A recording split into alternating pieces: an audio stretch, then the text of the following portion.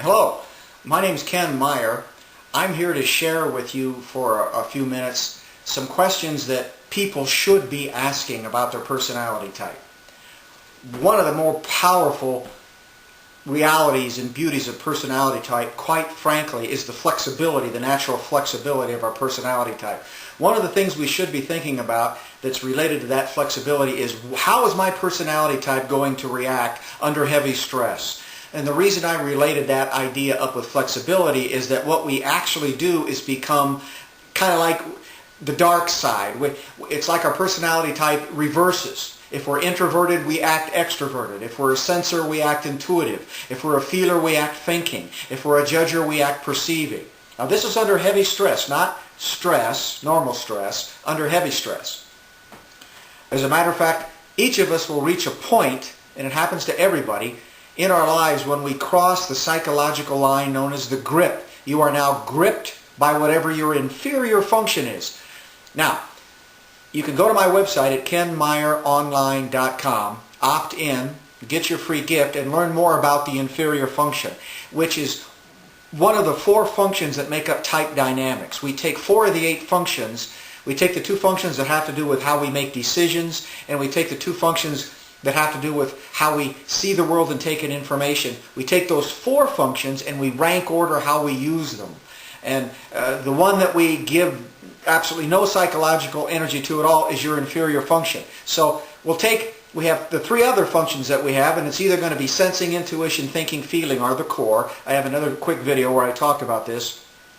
We rank order those. The one that gets the highest amount of conscious psychic energy is your dominant function, and then it reduces down based on an allocation of conscious energy. So you have your second function getting a little bit less than the dominant function, third function getting whatever conscious energy is left, fourth function getting nothing.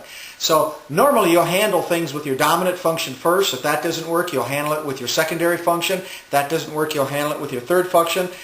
If that doesn't work, you handle it with your inferior function. The problem is it's like a child. I mean, all these functions grow up chronologically as you go through life. But your inferior function is the less fed, it's the less used, it's like a third string athlete. But when there's nothing left, it will take over. And all the other functions have been used, frankly, and failed, it will take over. Typically, this function will not feel good. You'll be emotional. You'll be angry. If you're introverted, you'll be more outgoing in an uncontrolled kind of way. If you're more feeling, you'll be more negatively, logically critical of yourself and of others. And if you're normally a thinking decision maker, you become very emotional, feel like you're trapped in emotions. If you're extroverted, you withdraw because typically you don't do that. If you're a sensor, you'll start to catastrophize. You'll see one huge concept as the reason your life is going to heck in a handbasket.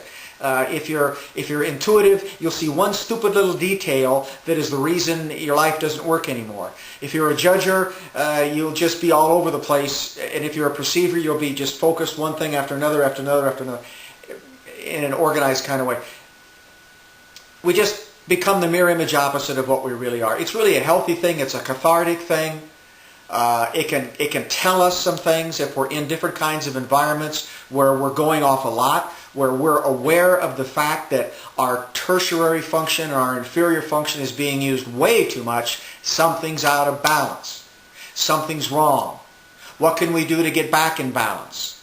Can we do anything in that environment? Is this the kind of situation that is giving us the information that we need to tell us we need to get out of that environment? Well, go to my website, kenmeyeronline.com, and you can learn more about how your type functions under stress. It's a great measurement tool. It's a great self-analytical tool to determine really which environments are good for you and to keep us psychologically healthy. Again, kenmeyeronline.com. My friend, your personality type is the core of who you are. No matter what happens to you in your life, your personality type is always there for you. It just doesn't change. It's not going to leave you. It will not betray you. It won't die. It's there. It's your asset of assets. And that's a good thing. Your personality type, my friend, is a good thing. Go to my website, kenmeyeronline.com. Opt in. I'll see you there. Bye now.